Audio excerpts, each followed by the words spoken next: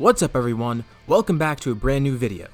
So at the time of recording this video, I'm at about 99k subs. I'm not sure when this video will be going up, but by the time it's up, I either will be at 100k or will be very close to it. So in short, thank you guys. It's a huge milestone and I don't know if I'll have hit it yet by the time this video is uploaded, but once I do actually hit it, expect a more formal video from me. But that's besides the point. Today, we're going to be looking at a brand new what if.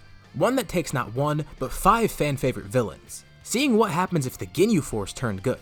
And it's not just going to be as clean cut as that, no. There's going to be a major twist throughout the video. Something that'll fundamentally change the Force, besides them just turning good. You'll see what I mean as this video goes on. For this new series, let's set a like goal of 3,000 likes. And once we hit that, I'll continue with another part to this scenario. Anyways, let's begin this story. So this scenario is going to have a bit of prior changes.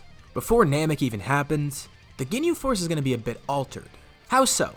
Well, they have a much tighter bond. Ginyu is much more attached to his squad, and he wants to look out for their best interest. But there's something that leaves Ginyu kinda unsettled, as well as his whole squad. They've been pretty wary of Freeza for a while. After he's immortal, what use does he have for them? He's become pretty cruel, and pretty much disregards his entire army. They can tell he doesn't care much for the Ginyu Force either. He only calls on them when he needs some extra strength. But that's the thing, if he's gonna get his wish to be immortal, he won't need that extra strength. If anything, the Ginyu Force will just be a threat to him. This feeling of uneasiness sticks in Ginyu's mind. Now we can fast forward, all the way to Namek, around the time that Goku arrives to save everyone from the Ginyu Force. Naturally, Ginyu's pretty distraught at this point. One of his squad members just died, and this guy comes in knocking out another one. Ginyu realizes that the battle is getting too intense, getting more and more nervous. This makes him slip up during battle. He never actually gets to steal Goku's body because he's so uneasy now. This concern over his squad mates affects him in battle. And what's worse, if they don't win here, he's worried that Freeza will kill them. He's already somewhat distracted by Goldo's death and Recoom's unconsciousness, but it seems like there's two very bad options here. They fight these guys and die, or they try and retreat and get killed by Freeza for being cowards. He, Jace, and Berta are so shook up that they can't even fight properly. Goku ends up defeating Ginyu, but not killing him. Ginyu, Jace, and Berta are about to retreat and grab Recoom, since it seems like the best option. But Ginyu realizes that's the coward's way out. He has a better idea. They don't want to face Freeza, but they don't want to fight these guys either, because it surely means death either way. But there's one other option, something that might not work, but is at least worth a try. With the remaining few Ginyu Force members on the ground, Vegeta walks up, ready to kill them, but Goku tries to stop him. And then Ginyu blurts out, he wants to team up.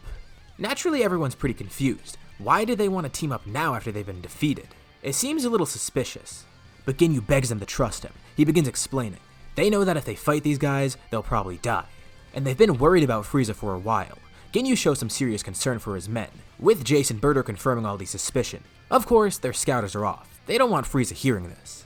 They express their disdain for the Emperor, and promise the group that they could at least help. Vegeta of course doesn't want to do this, but Goku actually hears where they're coming from. Krillin agrees too, as does Gohan.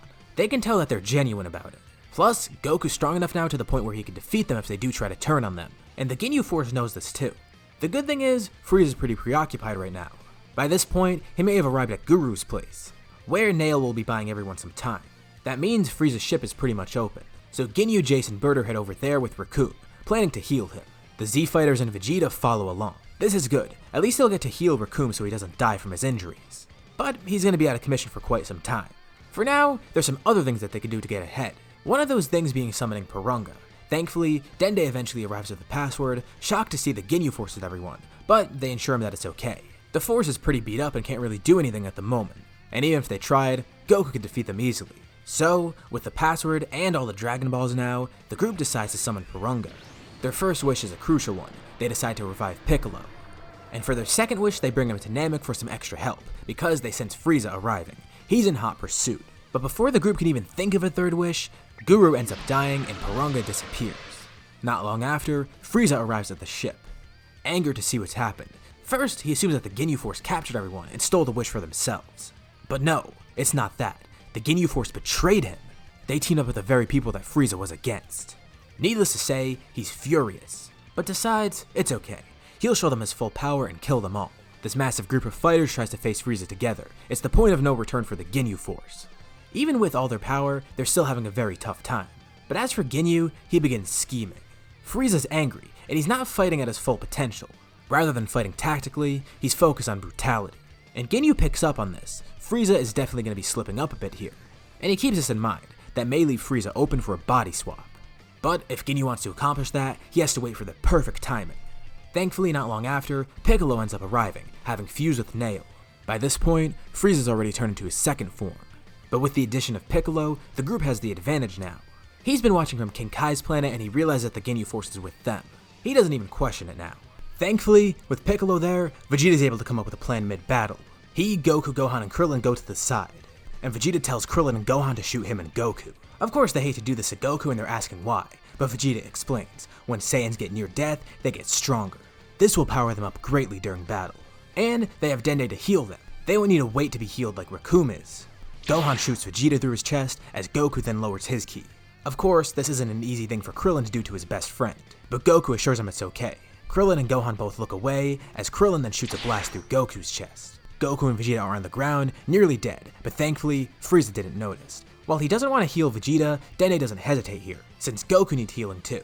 And thankfully, the plan works. Both Goku and Vegeta get greatly stronger. Piccolo and the 3 Ginyu Force members are more than enough to hold off Freeza. But now with an empowered Goku and Vegeta, it's even more overkill. Frieza even goes into his third form pretty quickly, not knowing what happened and how they got strong so fast.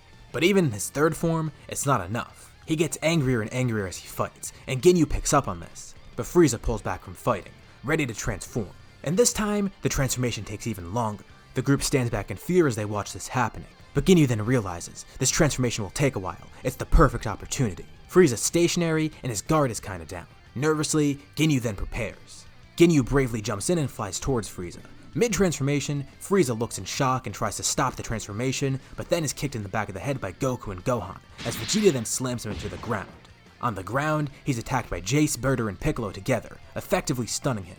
It's enough to catch him off guard, and while he's instinctively continuing his transformation, he realizes what's happening as Ginyu launches towards him. He shouts the word change now, and Frieza realizes that it might be too late. Frieza's transformation continues, followed by a massive flash of light.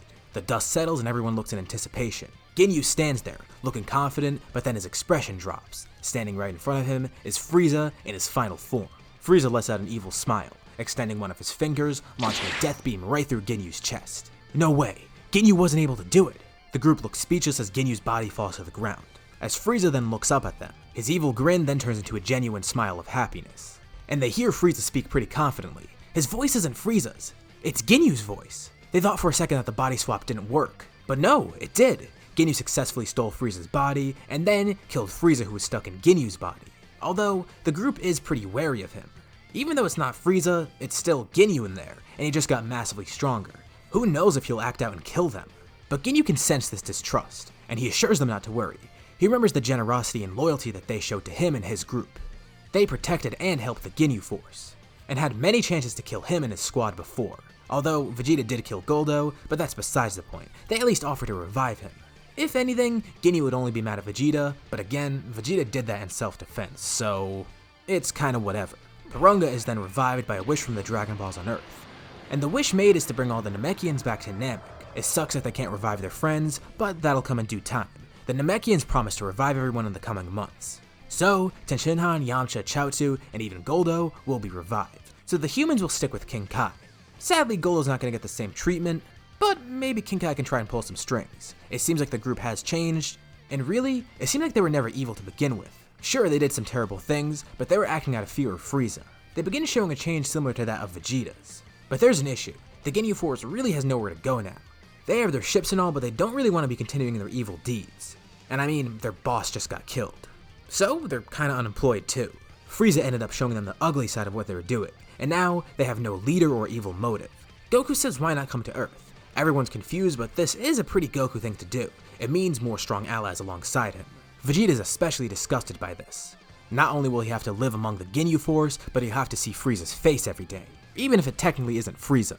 And Goku mentions, they don't have to stay forever, just temporarily until they find their ground. Very well then, everyone returns to Earth, with Vegeta and the Ginyu Force in tow, once Recoome heals.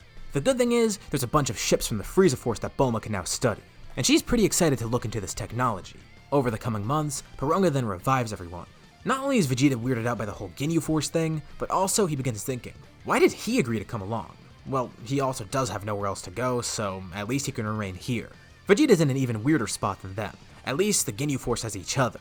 Vegeta's essentially just a loner. Poor guy, but I guess he deserves it for killing his only friend.